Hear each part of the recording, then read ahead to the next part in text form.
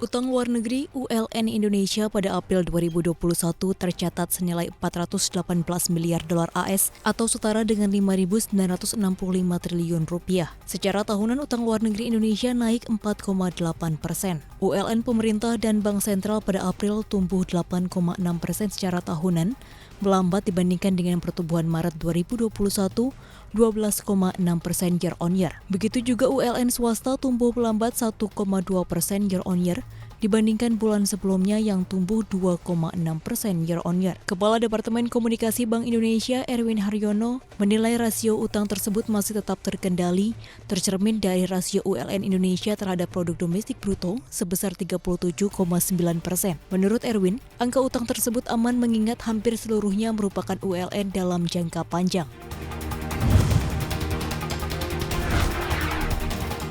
Neraca dagang periode Mei 2021 surplus 2,37 miliar dolar Amerika Serikat. Ini menjadi capaian surplus tertinggi sepanjang 2021.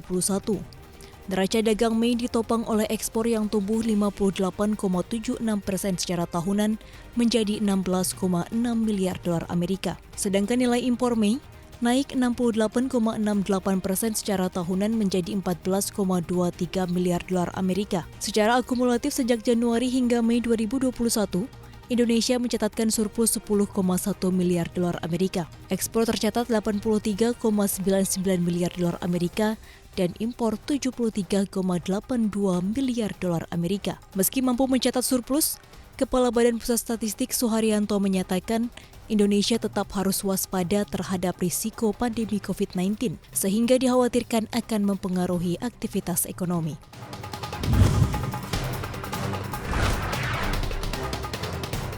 Tren restrukturisasi kredit mulai berkurang.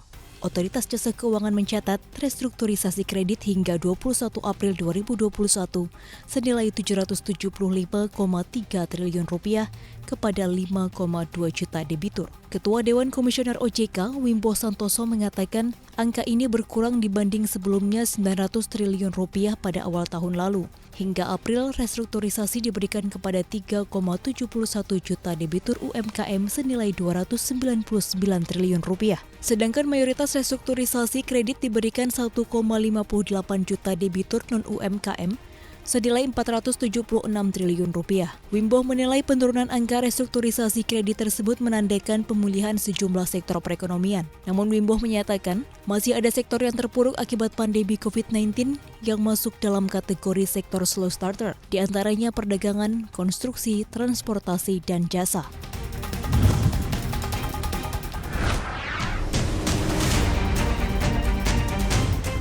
Realisasi anggaran pemulihan ekonomi nasional hingga 11 Juni 2021 mencapai 219,6 triliun atau sekitar 31,4% dari pagu anggaran 699,4 triliun rupiah. Program perlindungan sosial menjadi yang paling banyak direalisasikan.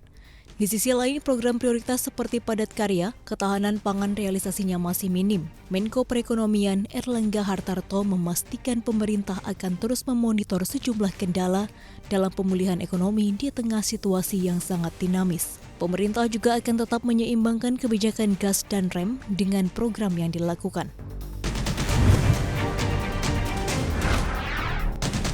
Meski pandemi masih melanda Indonesia, tapi tabungan kelas jet set malah melesat naik.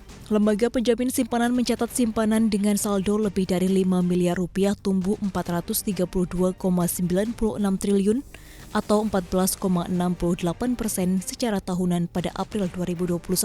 Berdasarkan nominal, simpanan uang orang kaya mendominasi dari rekening perbankan nasional. Pada April 2021, secara total, simpanan Bank Umum mengalami kenaikan 669,79 triliun rupiah atau 10,79% secara tahunan. Dan kenaikan simpanan di atas 5 miliar rupiah tercatat menjadi yang paling tinggi dibandingkan dengan besaran simpanan lainnya. Sementara itu, saldo simpanan di atas 2 miliar rupiah mengalami kenaikan 13,02% secara tahunan. Sedangkan simpanan dengan saldo 2 miliar ke bawah hanya tumbuh 7,89% secara tahunan.